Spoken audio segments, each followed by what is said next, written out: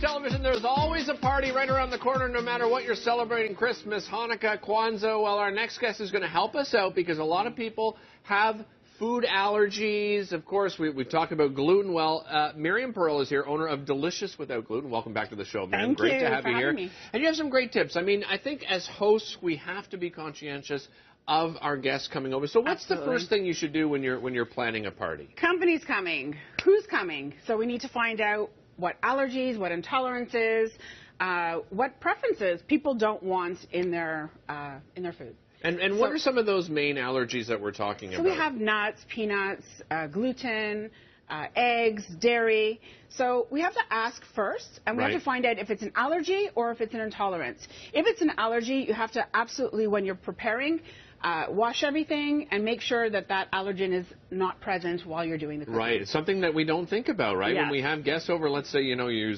add peanut butter with a knife or on a chopping board or something like that. That can the really worst make thing a that can huge happen difference, is when you have a person that comes with a peanut allergy and there's peanut butter sitting on the table, they will freak out.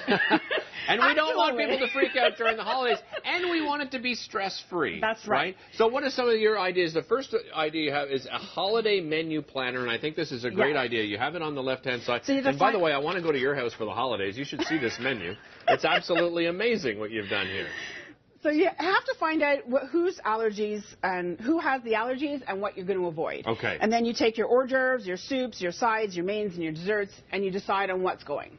Okay. If you don't know how or you have some concerns, you can ask the person who has that allergy or that family for some tips. Maybe they want to send you a recipe. Maybe they want to tell you where their favorite restaurant is. That's a great idea. Or maybe their favorite bakery that they can feel safe with. Right. That's the most important thing, is that they feel safe. What about substitutes, right? Because a lot of us have, I think about, traditional recipes that we want to do each and every year, but we have guests that are coming over that are perhaps allergic. So what would be a substitute for milk, for instance? So milk is like the easiest thing because we don't just have cow's milk. We have every kind of milk under the sun, rice, almonds, soy, anything that you want. You can even use coconut milk out of a can. So I use a lot of coconut at home because no one's allergic to coconut. Right.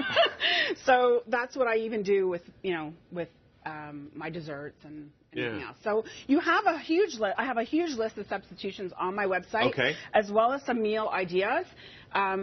As a reference, so that in case you want to have something like an egg or whatever and you want to replace it with chia or flax or some sour cream, I mean, you have to really know which allergies you have to avoid. Right. And then you can actually help that person with these types of things. We're going to build a little something today. What are we preparing here? So when you're making dinner, you don't want to have, or brunch, you don't want to have one big turkey. Like, if something happens, it's a lot of stress. Right. We want to have a lot of little things. And everyone likes choices, That's right. It's like a huge buffet for dinner, right? Okay. So you want to have some things that are, like, vegan, because that's, like, the hardest thing, right? Of course. So having salads that have some protein, lentils, chickpeas. Here we're going to use Mexican bean salad. Okay. So that Want me to just start dumping all this in? Yeah, so let's just dump everything in. You see how easy everything is? All right. Corn and beans, very easy.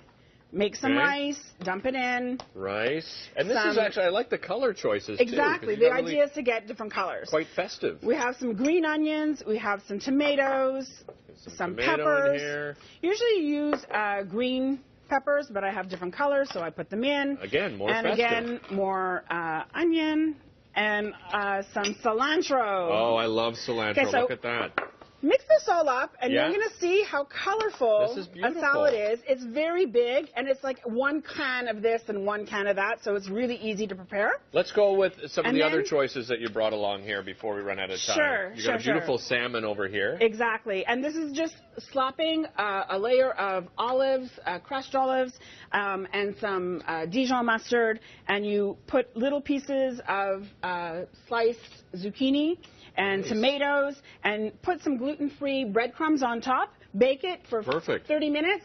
It's really easy and could be a good show in your selection. For our Jewish friends that are, I love latkes. I put some latkes in there, some more salads. I put easy spinach. Take a bucket of spinach and stick some fruit on top. Little cranberries, whatever. You can, if you're not allergic to nuts, you can put some seeds or nuts.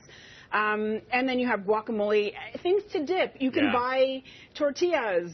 You don't have to, you can buy hummus. These are things that add good health and also variety. You want some variety on your table. Couldn't agree more. Miriam, thank you so much. My Great pleasure. tips as usual.